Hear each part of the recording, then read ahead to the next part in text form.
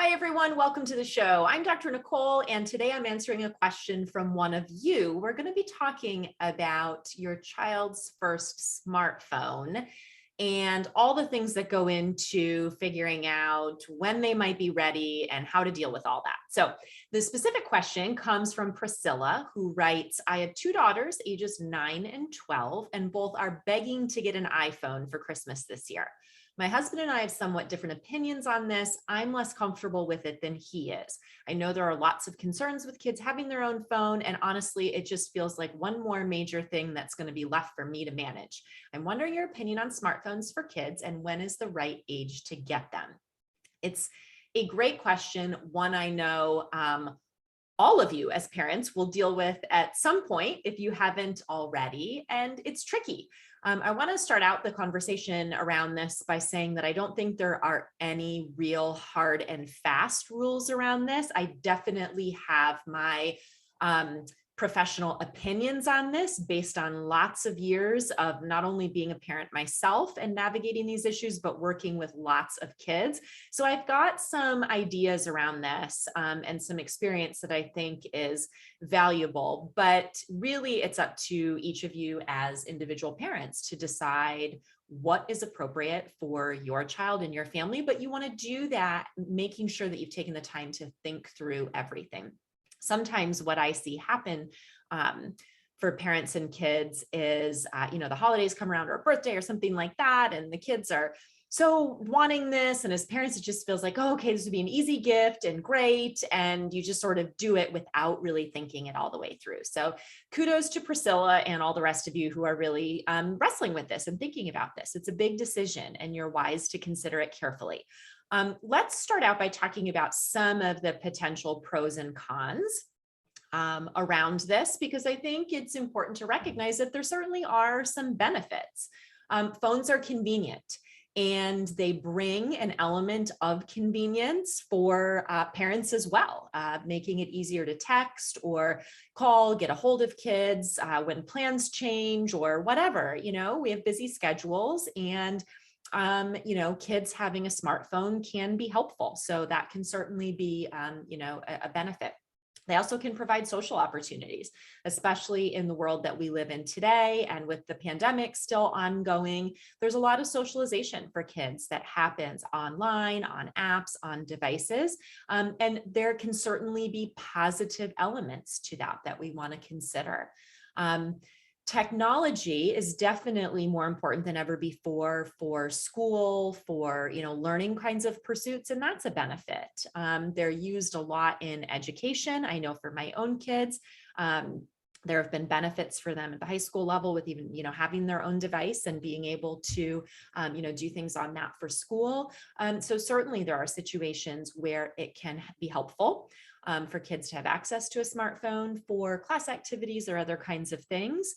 And they can bring some benefits in terms of quality of life as well. When they're used in a healthy, balanced way, they can provide a way to relax. After a long day, there are great tools even for developing skills in the realms of mindfulness and emotional regulation and things like that can be used. Music is another great thing on those. I know as a family, we really love listening to music when we're doing lots of things around the house. And, those devices allow for ease of that, and even having a family plan for, music sharing apps or things like that. So certainly there are benefits to consider.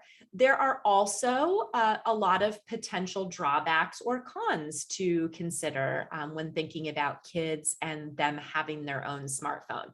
These devices absolutely can be distracting.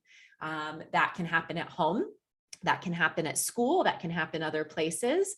And, if you have a child who already is struggling to manage their time and attention when they don't have a smartphone, it's likely to be an even bigger problem when they do have constant access to one. So that's something to consider. They can also, create this sort of multitasking environment for kids a lot of the time, where it's like, well, I'm doing my schoolwork, but also I've, got one eye over here on the text thread and I've got this app going. And we know that media multitasking is really detrimental for kids, especially, for all of us, but for kids especially. So we want to be thinking about that. One of the big safety drawbacks is that smartphones definitely provide an avenue for access to inappropriate content, whether kids are intending to seek out and access that content or not. It's one of the big avenues where they're exposed to it, whether that's pornography, whether that is, content around violence, whether it's content, around abuse or, other things that could potentially be harmful or dangerous, things like eating disorders, all kinds of content that unfortunately is glorified and sometimes promoted, especially towards teens and kids. And that's unfortunate, but it is a reality of the internet, it's a reality of these apps. And we just have to know that when kids have access to a smartphone all the time, the potential for them to be exposed to that is much greater. It's really a given, even with parental controls and things in place. And so they need to be at a developmental stage where they can handle that. And you have to be in a place where you're willing to have ongoing conversation and oversight with that. Smartphones also can increase the risk of bullying and other social issues.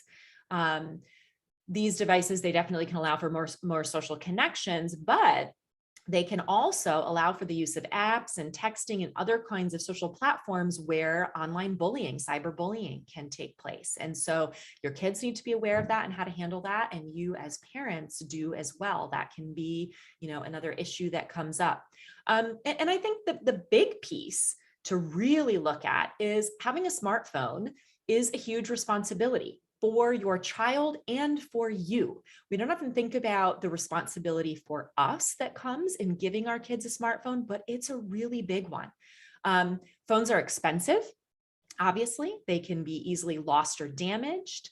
So there's those practical responsibilities to think about and just the financial, issues to weigh. But they also require a high degree of responsibility on the child's part to not only manage the device itself without breaking it or losing it, but using it within the parameters that you've set up with them, not accessing things that are problematic intentionally, not using it to potentially get into situations that are going to be problematic. And for us as parents, we need to be ready for the responsibility as well, because as Priscilla alluded to in her question, the reality is this is one more big thing for us to take on and manage. There's no way around that if we're going to do this in a healthy way. So I think those are some of the pros and cons to consider. There are also many specific factors related to your child and your family situation that you need to be thinking about. Your child's age is certainly one consideration, but I find age, it can be a general benchmark, but I really think it's more helpful to look at the child's overall level of development, their level of maturity, responsibility, because that can vary widely. And so this idea that, well, by X age, kids are ready for their own smartphone, I don't buy into that at all. I think we need to look at the child on an individual level. What's their level of trustworthiness? What are they showing maturity-wise? How are they able to regulate their emotions and behaviors? What's their level of responsibility like for belongings? These are all things that we really want to be thinking about, along with, obviously, in general, their age and developmental level in terms of being able to handle the things that they might come in contact with by using a smartphone. So those are things that you really want to be thinking about. To me, my firm professional opinion, and this has also been my personal stance as a parent, is that most kids under the age of 13 years are not good candidates for smartphones. Certainly there can be exceptions. That's a general age guideline, but I have found that to be pretty accurate, that thinking about a true smartphone and all the things that come along with that prior to age 13 generally isn't a developmental fit. And I also want to say that there are absolutely situations where a child over the age of 13 still isn't developmentally ready to manage a smartphone appropriately. So you want to take into account those individual pieces. But here are some things that I have used myself and really encourage parents at my clinic to think about in terms of assessing readiness for your child to have their own smartphone. And I should say here that when we're talking about smartphone, we're talking about a device with internet connection capability, with the capability of having internet connected apps. There are great options now for phones that look like smartphones and have some of those features like texting and calling and some basic apps like music and weather and photos and things like that, but do not have internet access capabilities. Those are awesome options for developmentally younger kids or even older kids who need some practice with managing a device like this before you give them a full-fledged smartphone. So keep in mind that when we're talking about smartphone readiness, we're talking about phones that have internet access, that have the capability to access the internet and everything on the internet, that access internet connected apps, those kinds of things. So just to be clear about that. So here's the checklist I think is helpful to determine readiness, or at least to help you think through some of these things. The first is your child prone to losing things? Does he or she manage belongings appropriately? Think about in general what your experience is with your child around this. Are they constantly losing things? Are they constantly asking you to help them find things? Are you constantly having to replace things because they are lost, because they're broken? Do you run into problems with your child managing their current belongings appropriately? All important things to bear in mind. The second thing is, does your child generally follow rules and expectations you set? Are they often disrespectful or non-compliant with rules and expectations? Again, know where your child's at with this stuff. If you're already running into a lot of difficulties with your child understanding and following rules and expectations in general in life, in your home or at school, if you're already struggling with a lot of disrespect, non-compliance, that can be intentional or unintentional. Some kids have, neurodevelopmental issues and other challenges that make it difficult, for them to manage expectations in the way that we would want them to. But if you're already struggling with some of those things, with the basics in life, you really want to think about whether putting a smartphone in the mix is going to be helpful to that or create another area where you're really going to struggle with your child. The third thing is your child trustworthy? Now, we can define this lots of different ways, but how do you define it? Think about that for yourself. Do I feel like this child who I'm considering getting the smartphone for is generally trustworthy? Now, certainly no one is trustworthy 100% of the time. And we expect that kids, particularly at different developmental phases, may have some issues with lying or trustworthiness, but in general, how trustworthy is your child? That's a good barometer of figuring out whether they're ready for a smartphone. The fourth thing, does your child manage things like chores, homework, or other tasks and responsibilities appropriately? To me, these are some foundational prerequisites for taking on the task and responsibility of not only managing the physical smartphone appropriately, but also managing their use of it. If you have a child who's resistive to these things, who hasn't shown that they can manage a basic developmentally appropriate level of chores, other tasks and responsibilities, then that is a starting point before a smartphone comes into the picture. The next one, has your child exhibited unsafe or inappropriate behavior related to electronics or digital media at home, at school, at friends' houses? Is this already an issue that's come up? Does your child have a history or a track record at this point of searching for inappropriate things, of not following the rules, of being in a different environment and trying to access things that you have been clear are unsafe or inappropriate? Again, this gives you, a way of gauging what are they doing right now, and is that likely to be more of a problem if they have their own smartphone? Next, are you willing to set and consistently enforce expectations and consequences for device-related behavior? This is a you question. Are you, as the parent, as the adult, willing to be clear about your expectations, to work on developing those with your child, to lay out what will happen if those expectations aren't met, or if there is unsafe behavior, or if the phone gets broken, or whatever it might be. If you're not ready to do that and engage in those conversations ongoing and monitor those things ongoing, then probably not a good idea for your child to have one of these devices. Next, is your child willing to sign a contract or agreement detailing the expectations for using devices and digital media? I think this is really important to do with kids, because it makes it clear of what expectations have we agreed on? What have we talked about? What are we saying both of us are understanding and in agreement on? And it makes it clear so that if there are problems and difficulties, and there will be, because they're kids, there will be challenges that come up. You can come back to this agreement and say, let's review the things that we agreed on. Let's review the expectations. We both felt like, this was reasonable. And now let's figure out what we're going to do moving forward. So, if your child is totally unwilling to engage in a process like that, of having things really documented and written down and agreeing to them, then that should give you pause as well of whether they're ready for one of these devices. And then finally, are you willing to utilize parental control features? Are you willing to regularly monitor your child's use of devices and digital media? Are you willing to engage your child in conversations about what they're seeing and who they're communicating with? These are important.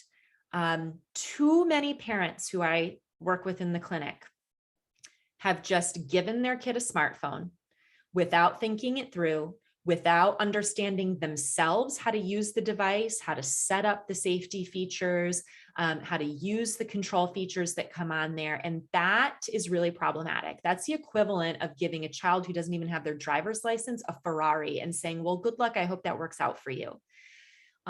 We need to take responsibility if we're going to put these devices in the hands of our kids. We need to take responsibility for making sure that we have set them up in a way that is safe and healthier for them. That doesn't mean micromanaging every single text. That doesn't mean locking down devices and being, super authoritarian about them, but it does mean recognizing their developmental level, recognizing the areas where they are still learning and growing, and saying, hey, we're going to do this in a way that helps prioritize your safety, your health, your well-being. So those are some of the sort of checklist questions I encourage you to think about. And if you do decide that, I think my child is ready for a smartphone, then that's great. Now you need to work together to try to set up a process and a system that's going to be healthy and effective for them and for you. So as I mentioned, sitting down and creating a contract or an agreement about how are these going to be used and not used, what are the expectations, those kinds of things. The American Academy of Pediatrics actually has a nice website around this. You can go to the American Academy of Pediatrics, and they've got some downloads for tech contracts, for things to consider around this. So you might find those helpful. But I think it's really important to establish clear rules about things like daily time limits, what apps are going to be allowed, where are the no phone zones in your home or at school. What will the consequence be? What will happen if the phone gets broken? What will happen if the phone gets lost? What will happen if your child is accessing inappropriate content repeatedly? Mistakes happen, we understand that, but repeatedly. So you want to be thinking about these things and talking with your child ahead of time, saying, hey, this is a big decision, so let's work on this together. Let's set some clear expectations. I also encourage a plan for nighttime. This can be a big issue that I think a lot of parents are not aware of, that impacts kids' sleep and can be a real safety concern. My hard and fast rule is that there are no internet connected, no screens, no phone devices in the bedroom at night. Nothing safe or appropriate or healthy happens for kids in the middle of the night on these devices. And I can't tell you the number of young people I work with who tell me, when their parent isn't in the room, that they're getting maybe, 2 to 4 hours of sleep a night because they wake up to notifications, or their friend is texting them with, all kinds of things, or notifications from Snapchat, or they wake up to use the bathroom, they come back to bed, they can't fall asleep right away. And so they're scrolling on their device for a couple of hours. Even if you think this wouldn't be your child, we don't want to set them up for the temptation of that. And it's also just not safe. A lot of the really awful things that I have had to deal with kids and parents around with internet connected devices have happened late at night, during the night, when parents weren't aware. So think about how you want to handle that. Is there going to be a central area in the house where things are left? At what time do those need to be powered down? What are the time limits and parental, screen time controls that you have set up to make sure that devices can't be used at those times, that type of thing. And then talk with your child about how you plan to monitor. Whether you're going to use an app. I use Custodio, Custodio. That's just the one I've personally used for years, and also have done in recent years some consulting and ambassador work for them. So I think that's a great one. There are several of them out there that are really good. You can also use the screen time controls and things that come on most devices these days, but be open about that with your kids. Hey, this is one of the things that needs to be in place in order for you to have this device, because it's my job as your parent to make sure that you are safe, to make sure that you are healthy. And one of the ways I need to do that is to monitor and have these apps or features on there. If your child is totally against that, that is an indicator right there that they are not ready. They are not mature enough to handle this. So be upfront about it and let them know these need to stay turned on your devices. If we discover that you're, removing parental control apps or things like that, then that's grounds for us to sit down and have a conversation and probably say you're not quite ready to have the device yet. So be open about that. If you plan to sit down and look at their web browsing history, for example, let them know that. Don't keep secrets around that. Be open with it, and then follow through with having those conversations, with sitting down and connecting around, hey, show me, some of the things in your feed, on Instagram today, or whatever it is. And remember too, on the lines of apps, that just because your child, you may feel like they're ready for a smartphone, doesn't mean you have to open up the entire realm of apps and everything else to them. There's a process for that as well. You may start out with just a couple of apps or one social media app and kind of gauge from there and build up. That's a great way to do it. But just bear that in mind, that if you determine that you think your child is ready to have their own smartphone, that does not mean that you have to open up the entire world of social media and apps and games and everything else. You can determine when and how to slowly add those things into the mix so that they can have the opportunity to develop more responsibility and success with these things as they go along. So I hope that those things are helpful for you to consider, whether you are thinking about potentially getting your child a smartphone now, or, we'll cross that bridge sometime in the future. This gives you some important things to think about. I will also let you know, along the lines of technology and access and safety and health and behavior and all of that, I do have a specific workshop around this topic called Better Behavior in a Digital World. You can find it at drnicoleworkshops.com. That is a pretty extensive workshop, several modules, a lot of information that takes you through all of this and much more for little kids all the way up through our young adult kids, all kinds of devices, all kinds of things to be thinking about, and how to manage some of the real behavioral challenges that can come up around screen time for kids. So if you think that would be helpful, you can check out that Better Behavior in a Digital World workshop, drnicoleworkshops.com. I hope that this information today is helpful for Priscilla and all of the rest of you addressing this issue. Remember, if you have a question you'd like to hear answered on a future show, email it to support@drbeurkens.com. Thanks as always for being here and for listening, and I'll catch you back here next time.